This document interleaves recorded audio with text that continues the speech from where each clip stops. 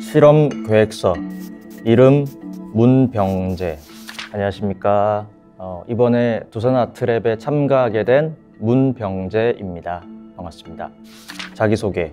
제 개인의 이야기나 주변에 부유하고 있는 이야기를 통해 연극을 만듭니다.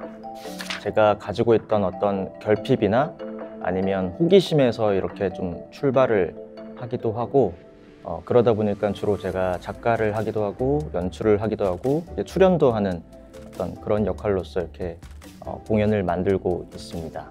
주변인이나 아니면 주변 환경 아니면 시스템에 의해서 변화되는 저의 어떤 태도나 좀 구축된 어떤 사고나 이런 것들에 대해서 관심을 많이 가지고 있어요. 그래서 그냥 당연시 여겼던 것들을 조금 들여다보고 거기에 대해서 새로운 관점을 좀 제 스스로나 아니면은 제 주변한테 좀 제안을 하거나 그런 것들을 좀 발견하는 것에 관심을 두고 있고요.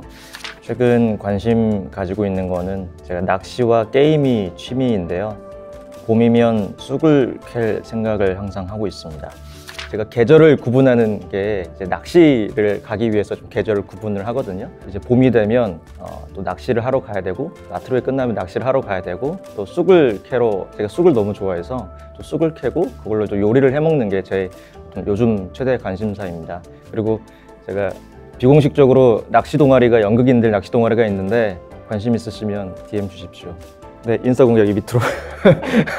네, 방금 CG로 나갔습니다. 저희 단체 창작 집단 툭치다라고 이제 검색을 해도 나오고요. 제 이름 검색해도 상위로 아마 있을 겁니다. 네, 관심 있으시면 저희가 몇 명 있는데요. 다 가르쳐 드립니다. 장비도. 네, 감사합니다. 공연 소개. 문병재의 유머 코드에 관한 사적인 보고서. 제가 문병재인데요. 제 유머 코드를 진지하게 분석합니다. 제가 왕년에 이제 좀 말씀드리기 부끄럽지만 자타가 공인했던 꿀잼 문병재였던 시절이 있었어요. 근데 점점 세월이 흘러가다 보면서 내가 좀 노잼이 되었구나 라고 생각이 들 때가 있었거든요.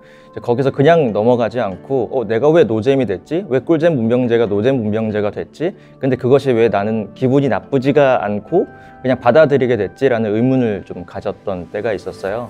그래서 이 과정 안에 뭔가가 있지 않을까라고 조금 질문을 던졌고 그 과정을 들여다보는 이제 공연이 될 것 같아요. 그러다 보니까 그 안에는 어떤 제 개인의 미시적인 이야기도 있지만 좀 거시적인 측면으로 어떤 사회적이나 아니면 문화적으로 왜 이 개인의 정말 보통 인간 문병재인 거잖아요. 제가 어떤 유명한 사람도 아니고 어떤 인플루언서도 아니고 평범한 사람인데 이 사람의 유머 코드가 변한 거는 무엇일까, 어떤 영향들이 있을까를 한번 좀 살펴보기 위한 어떤 그런 공연입니다. 형식적으로는 제가 그동안 다큐멘터리 연극을 좀 많이 만들어 왔는데요. 이제 그런 형식과 내용, 그리고 강의하는 퍼포먼스, 렉처 퍼포먼스라는 어떤 형식, 그리고 토크쇼, 스탠딩 코미디 이런 형식들을 좀 영향을 받아서 이번 공연을 좀 준비를 하고 있습니다.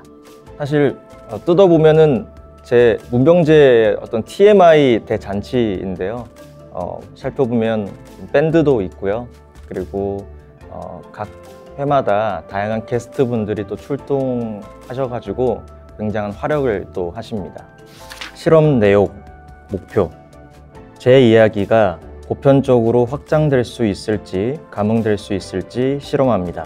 유머가 문병재를 좀 표현하기에 되게 좀 인생의 궤를 좀 이렇게 함께 할 정도로 주요한 키워드 중에 하나거든요. 제가 누나가, 나이 차가 많이 나는 누나가 두 분이 있어요. 그러다 보니까 어렸을 때부터 하도 그 누나의 영향을 많이 받았어요. 제가 초등학교 때 그분들은 고등학교 대학생이었어가지고 그 코드를 가지고 있었던 거예요, 유머에 대해서.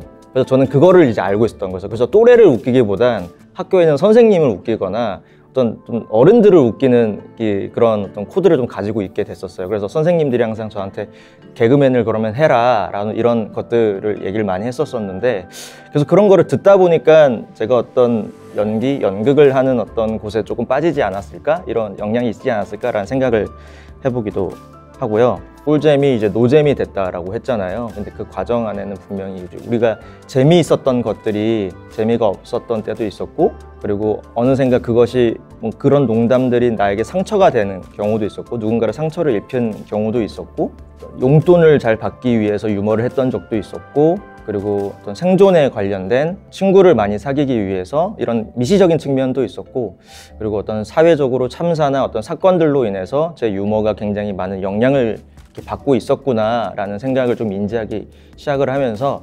유머라는 화두를 더 이렇게 좀 깊이 생각을 해봤던 것 같아요. 우선 제가 저를 가장 잘 알고 있어서 그런 것도 있었고요.